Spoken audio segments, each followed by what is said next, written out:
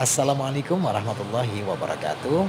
Ayah bunda dan sobat asbos, kali ini saya tengah berada di SMA Ita Siva Boarding School Putri Jalan Cagak. Saya ingin bertemu dengan guru BK dan berbincang seputar permasalahan yang sering dihadapi oleh anak-anak di sini. Dan apakah bullying juga termasuk hal yang sering terjadi di tempat ini? Pastikan untuk menyimak videonya dan jangan lupa like, share, komen, dan juga subscribe. Oke?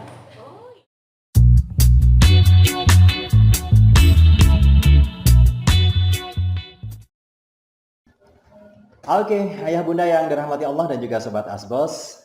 Alhamdulillah kali ini saya sedang berada di ruang bimbingan konseling SMA ITA Asyifa Boarding School Putri. Dan di hadapan saya sekarang adalah salah satu guru BK, yaitu Bunda Ratna SPC. Insya Allah kita akan berbincang-bincang terkait dengan apa saja permasalahan yang dihadapi oleh para santri, ya, terutama yang ada di boarding school Putri ini. Kita langsung sapa beliau. Assalamualaikum warahmatullahi wabarakatuh, Bunda. Waalaikumsalam warahmatullahi Sehat, Bunda, ya? wabarakatuh. Alhamdulillah. Oke. Bunda mohon maaf ini mengganggu aktivitas Bunda ya dalam membimbing dan juga membina anak-anak di sekolah. Ini ada satu hal yang ingin saya tanyakan kepada Bunda selaku guru bimbingan konseling ya di SMA ITA Putri. Anak-anak di boarding memiliki permasalahan yang berbeda dengan anak-anak di sekolah umum, ya kan? Nah, sebagai guru bimbingan konseling, kira-kira permasalahan-permasalahan yang sering muncul atau sering ditemui ya di boarding school Putri ini apa saja, Bunda? Ya, di sini kelas 10, 11, dan 12 Oke. masing-masing level berbeda Permasalahannya. permasalahannya ya, problemnya ya. Oke. Kalau di kelas 10 itu lebih banyak ke adaptasi, apalagi adaptasi. Ya, apalagi jika mereka waktu SMP-nya belum boarding. Oke. Ya. Tapi dari tahun ke tahun semakin banyak yang memang dulunya di boarding gitu ya, dari alumni juga banyak ya. Terus kemudian dan itu membuat apa ya, kita lebih mudah untuk menyamakan suhu gitu ya. Meskipun jadwal atau schedule mereka di SMA ini dengan sekolah sebelumnya, meskipun mereka boarding maksudnya tetap berbeda gitu ya. Itu sih yang lebih mendasari di kelas 10 tentang adaptasi. Terus permasalahan selanjutnya di kelas 10 adalah keterkejutan gitu ya, dengan adanya mata pelajaran yang baru. Oh ya. Gitu ya. Misalnya jadi, berbeda mungkin dengan sebelumnya ya. Betul. Misalnya kalau di SMP itu kan IPA terpadu gitu ya.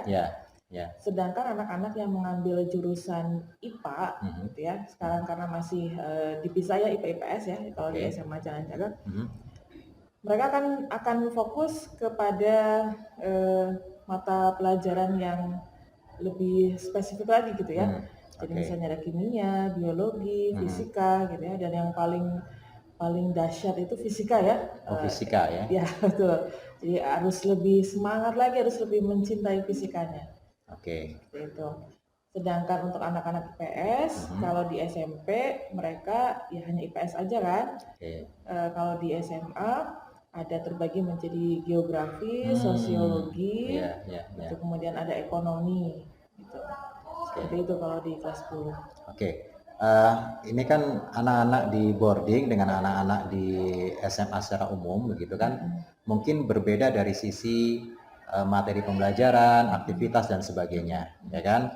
Nah, kira-kira kalau permasalahan-permasalahan dari asrama yang kemudian sering dicurahkan oleh mereka itu apa saja?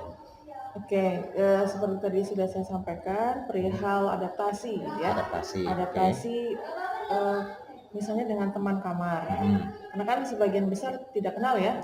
Tidak kenal dengan siapa, karakter dan sebagainya ya, seperti itu. Terus kemudian dengan daily activity. Apalagi kemarin sudah pernah pandemi ya, selama 2 tahun mereka kan sebagian besar online. Sehingga untuk bisa memulai kegiatan offline itu juga butuh ini lagi penyesuaian. Butuh effort juga ya. Ya, betul, seperti itu.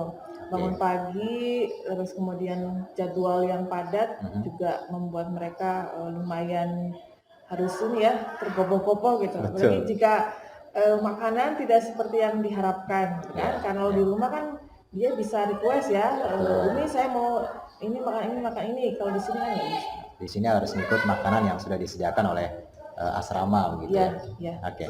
Pernah nggak ditemukan ada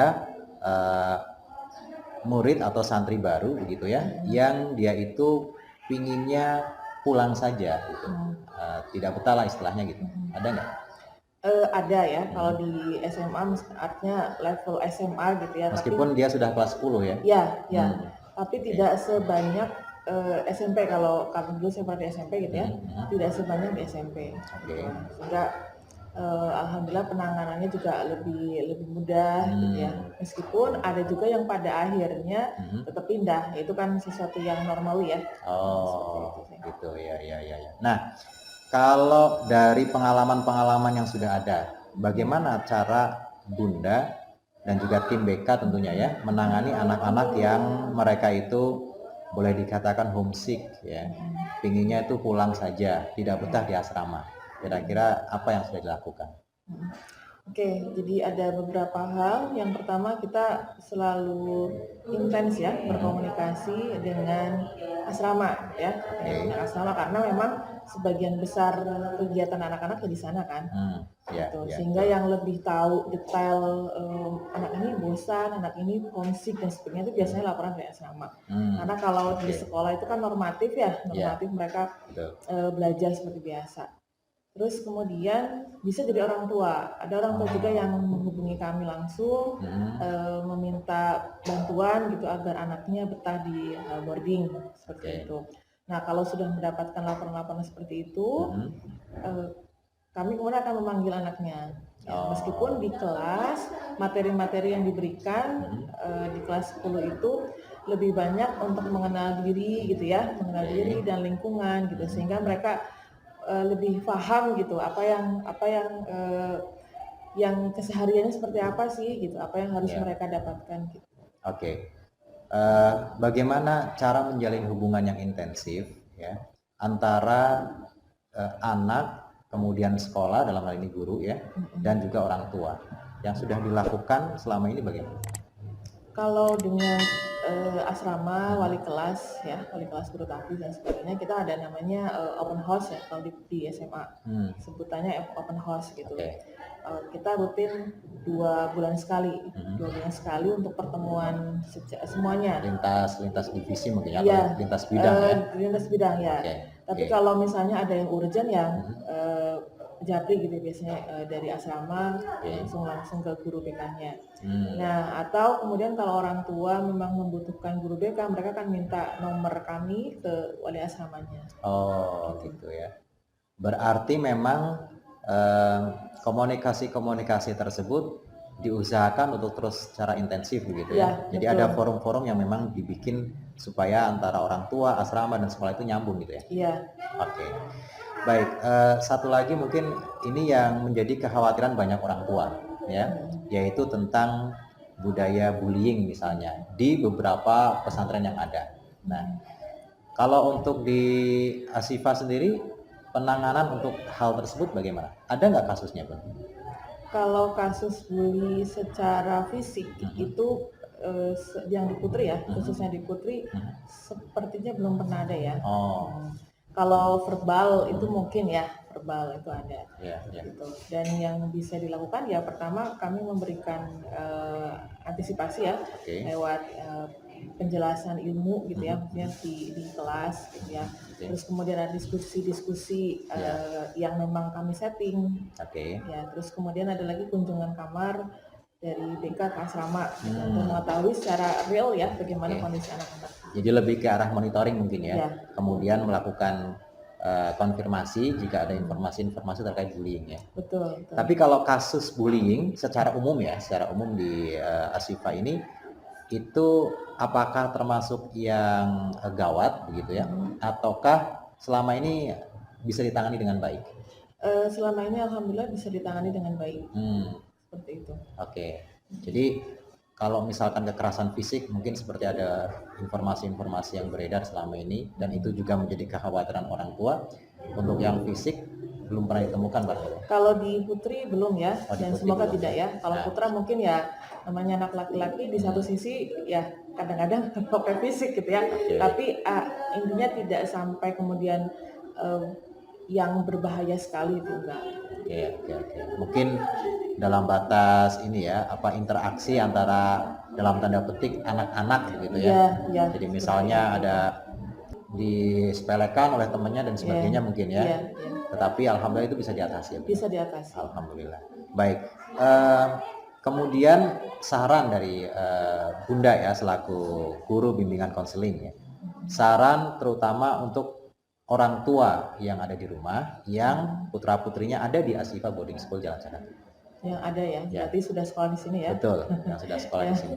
Yang sudah sekolah di sini pertama adalah komunikasi ya, dimanfaatkan dengan baik gitu ya saat anak-anak menelpon ya.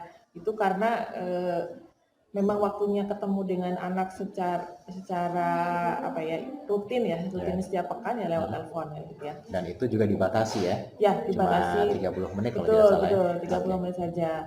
Jadi lebih banyak mendengarkan anak-anak seperti apa. Ya, kalaupun mereka kemudian karena kan semakin kesini misalnya kalau kelas 10 mungkin ada yang masih nangis gitu ya, ada yang 30 menit kok masih kurang gitu ya meskipun sudah kelas 10 ya gitu Mbak. Kalau secara status mereka sudah udah SMA gitu, tapi tetap aja akan ada perbedaan gitu. Betul. Gitu, masih butuh penyesuaian tadi. Intens nelpon gitu ya, terus kemudian dengarkan apa yang mereka keluhkan. Kemudian nanti saat penjemukan gitu ya, saya sih sangat berharap bahwa orang tua bisa menggunakan itu juga dengan baik gitu. Ngobrol gitu ya, ngobrol sih apa yang dirasakan, terutama kalau SMA itu lebih ke karir ya. Nanti ya betul. Dari kelas 10 kita juga sudah mulai mengenalkan jurusan-jurusan di universitas, terus kemudian pekerjaan dan sebagainya gitu. Sehingga tadi tidak mendadak gitu kekagetan, oh saya nanti mau kemana ya dan sebagainya gitu. Mulai dari kelas 10 dan itu biasanya butuh juga ngobrol dengan orang tua. Ya. Orang tua penting untuk mengetahui tentang keberadaan anak-anaknya di boarding school dengan cara menjalin komunikasi yang intensif dengan para guru, dengan wali asrama dan sebagainya. Dan yang jelas untuk orang tua yang selama ini mungkin ada kekhawatiran terkait dengan putra-putrinya yang disekolahkan di Ashifa Boarding School Jalan Cagak ini, terutama yang putri ya. Mudah-mudahan dengan penjelasan tadi dari Bunda Ratna ada sedikit jawaban dari kekhawatiran tersebut. Setidaknya ada ada semacam jaminan bahwa insya Allah anak-anak ketika mereka itu menghadapi permasalahan itu akan ada partner, akan ada teman untuk berbagi, dan teman itu tidak lain dan tidak bukan adalah guru bimbingan konseling. Bukan begitu ya Bunda ya? Oke. Bunda terima kasih waktunya sudah meluangkan meskipun hanya beberapa saat, tetapi mudah-mudahan ini bisa menjadi inspirasi bagi kita semuanya. Insya Allah nanti lain waktu kita ngobrol lagi ya Bunda ya. Insya Allah. Baik, ayah bunda yang dirahmati Allah dan juga sobat Asbos, demikian bincang-bincang saya dengan Bunda Ratna. Beliau adalah konselor di SMA Ashifa Boarding School Jalan Cagak. Insya Allah kita ketemu lagi dalam bincang-bincang selanjutnya dan tetap simak channel ini. Mudah-mudahan memberikan banyak manfaat bagi kita semuanya. Wallahu a'lam bishawab. Assalamualaikum warahmatullahi wabarakatuh.